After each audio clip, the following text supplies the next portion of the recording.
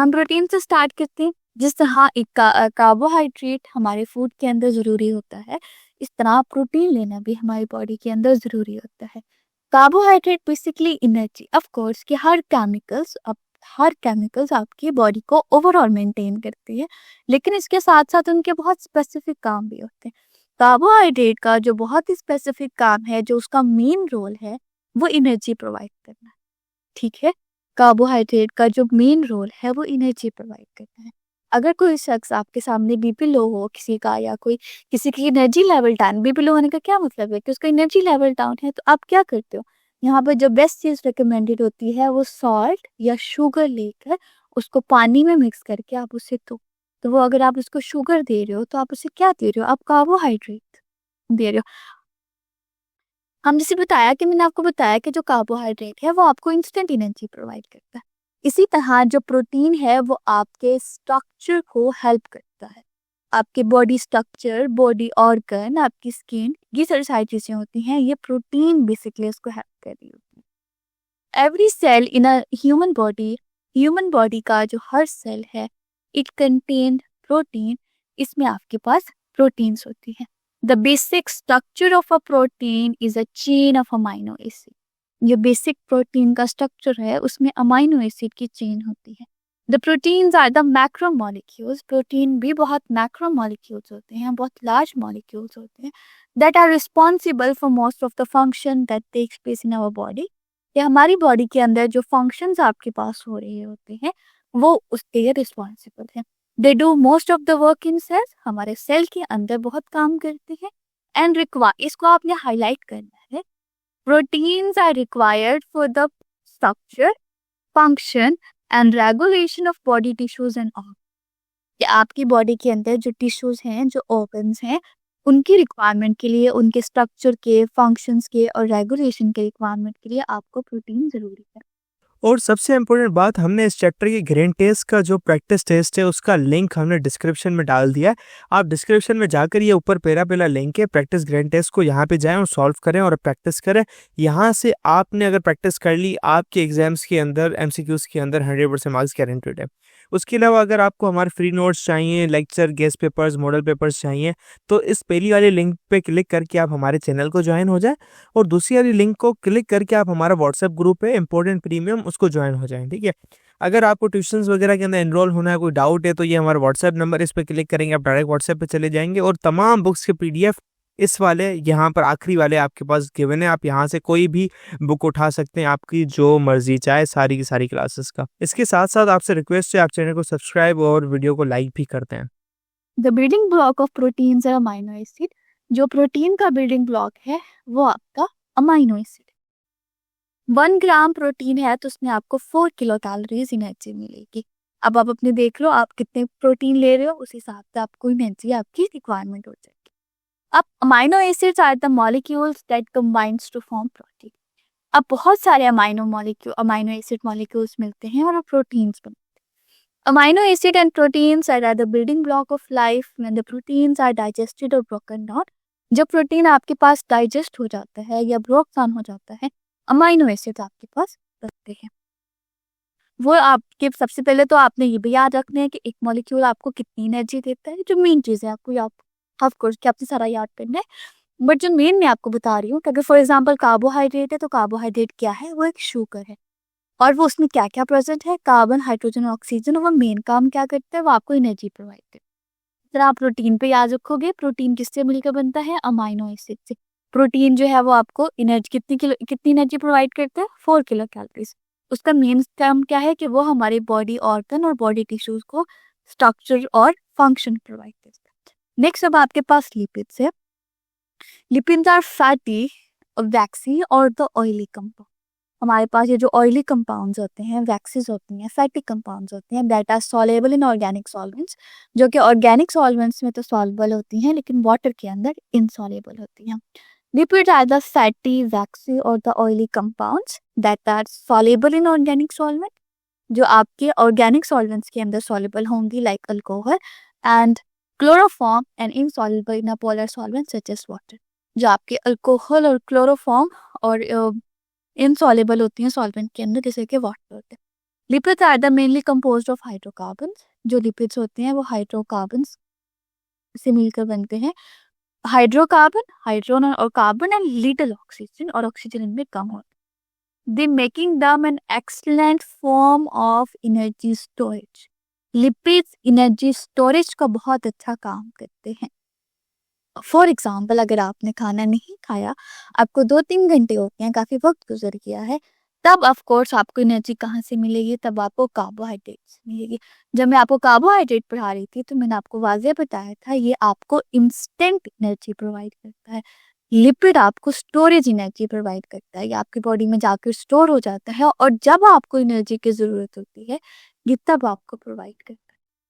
Federal board के annual exams का डर है, लेकिन ये नहीं पता कि तैयारी कहाँ से करनी है। दूसरी बात, ये नहीं पता कि एग्जाम के अंदर सवाल का जवाब लिखना कैसे है, कैसे सेंटेंसेस को फॉर्म करना है, कैसे हमें फुल के फुल मार्क्स मिले।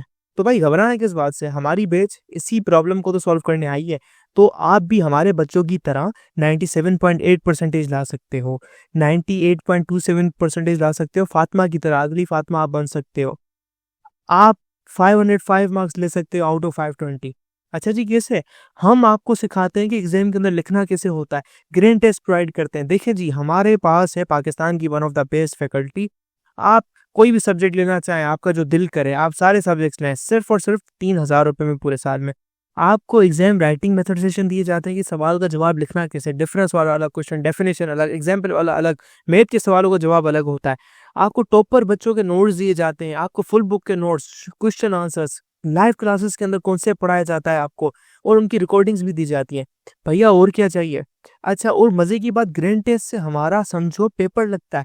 ये हमारा है केमिस्ट्री का ग्रैंड टेस्ट, इसका सवाल नंबर तुम नोट करो ये। तो भैया इस ग्रैंड टेस्ट में से आपके 3 सवाल लगे हैं क्लास 9 के केमिस्ट्री के पेपर में, इस साल जो नए सिलेबस से हुआ था 2025 के अंदर ग्रेड 9 का। तो इतने इंपॉर्टेंट हमारे ग्रैंड टेस्ट होते हैं, सारे आपको दिए जाते हैं। तो भैया देर किस बात की, इस नंबर पे कांटेक्ट करें और अभी रजिस्टर करवाएं। Lipids are the fatty compounds that perform a variety of functions in our body. Lipids आपके पास फैटी कंपाउंड्स होते हैं और हमारी बॉडी के अंदर बहुत ही वैरायटी ऑफ फंक्शंस को परफॉर्म करते हैं। They are the part of your cell membrane and help control what goes in and goes out of your body. अब ये बात बहुत ज़्यादा कॉमन सेंस की बात है कि कार्बोहाइड्रेट्स तो वाटर में डिजॉल्व होता है, प्रोटीन भी वाटर में डिजॉल्व हो जाती है। अब सारे ही वाटर में डिजॉल्व होते हैं तो आपकी स्ट्रक्चर भी तो बनना है, आपका स्ट्रक्चर भी तो बनना है। तो उसके लिए आपके पास क्या होगा, आप स्ट्रक्चर भी तो आपने जो है वो बनाना है। तो लिपिड जहाँ जहाँ आपको स्ट्रक्चर या बाउंड्री बनानी है वो लिपिड्स होते हैं। लिपिड्स बैरियर बना देते हैं ताकि हर चीज़ वाटर में डिसॉल्व ना हो। लिपिड्स वाटर में डिसॉल्व नहीं होते हैं तो वो आपकी जो है वो मेम्ब्रेन्स को बनाने में हेल्प करते हैं, और ये डिसाइड करते हैं कि आपके सेल के अंदर क्या चीज़ जाएगी और क्या चीज़ नहीं जाएगी। They help in moving and storing energy को मूव करने में और उसको स्टोर करने में हेल्प करते हैं। अब्जॉर्बिंग द वाइटामिन्स को अब्जॉर्ब करते हैं और मेकिंग हार्मोन्स और हार्मोन्स बनाते हैं। अब वाइटामिन्स भी आपके पास 3 तरह के होते हैं, विटामिन ए, डी, के एंड ई। ये आपके पास 4 फैट सॉल्युबल विटामिन्स है and can be found in a different foods. Vitamins आपको डिफरेंट फूड्स में मिल जाएंगे, butternut, squash, broccoli, salmon fish, ये सारे के सारे आपके विटामिन्स के सोर्सेस हैं। Eat dietary fat in a balanced diet helps you to absorb fat-soluble vitamins such as cabbage slant with an olive oil dressing and walnuts. Below are the images of them. And 1 gram of lipids provides 9 kilocalories of energy. ये चीज़ आ जाती है अपने carbohydrate और protein में पढ़ा के 1 gram of carbohydrate and protein आपको 4 kilo calories energy provide करती है, जबकि 1 ग्राम ऑफ लिपिड्स आपको 9 किलो कैलोरीज एनर्जी प्रोवाइड करते हैं। तो अब आपने ये अंदाजा लगाना है कि जो लिपिड्स हैं वो ऑलमोस्ट डबल एनर्जी प्रोवाइड करते हैं as compare to same amount of proteins and carbohydrates. I repeat, अगर आप सेम अमाउंट लेते हो प्रोटीन की और कार्बोहाइड्रेट की, तो जो लिपिड्स हैं वो आपको ऑलमोस्ट डबल एनर्जी प्रोवाइड करते हैं। नेक्स्ट आपके पास न्यूक्लिक एसिड है, ये भी आपका एक बायोमॉलिक्यूल है, लेकिन इसका जो रोल है वो आपकी जेनेटिक इन्फॉर्मेशन में और आपकी बॉडी के सिंथेसिस में हेल्प कर रहा होता है। Nucleic acid are a large biomolecule nucleic acid भी आपका बहुत लार्ज बायोमोलिक्यूल है that played very essential role, जो बहुत ही अहम रोल प्ले करता है इन सेल्स के अंदर। Nucleic acid contain genetic information. Nucleic acid के अंदर आपकी जेनेटिक इंफॉर्मेशन होती है जो आपके पेरेंट्स से आती है और आपकी बॉडी में स्टोर होती है, और वो डिसाइड करती है कि आपकी बॉडी का स्ट्रक्चर क्या होगा, आपकी आइज कैसी होंगी, वॉइस कैसी होगी, हाइट कैसे होगी। ये सारे का सारा आपका न्यूक्लिक एसिड डिसाइड करता है, जिसके अंदर आपकी जेनेटिक इंफॉर्मेशन होती है। और उस हिसाब से फिर आपकी बॉडी में प्रोटीन्स बनती है, प्रोटीन्स शो होती है। न्यूक्लिक एसिड के पास आपकी इंफॉर्मेशन होती है कि कौन कौन सी कैरेक्टरिस्टिक्स शो होनी है। तो अगर मैं पास से बताऊं तो न्यूक्लिक एसिड प्रोटीन बनाता है। वो जो प्रोटीन्स हैं वो आपके पास जीन एक्सप्रेशन में शो हो रही होती है। Nucleic acid contain the genetic information and play a very key role in protein biosynthesis. Nucleic acid बहुत ही जेनेटिक इंफॉर्मेशन रखता है और बहुत ही अहम रोल प्रोवाइड करता है प्रोटीन बायोसिंथेसिस के।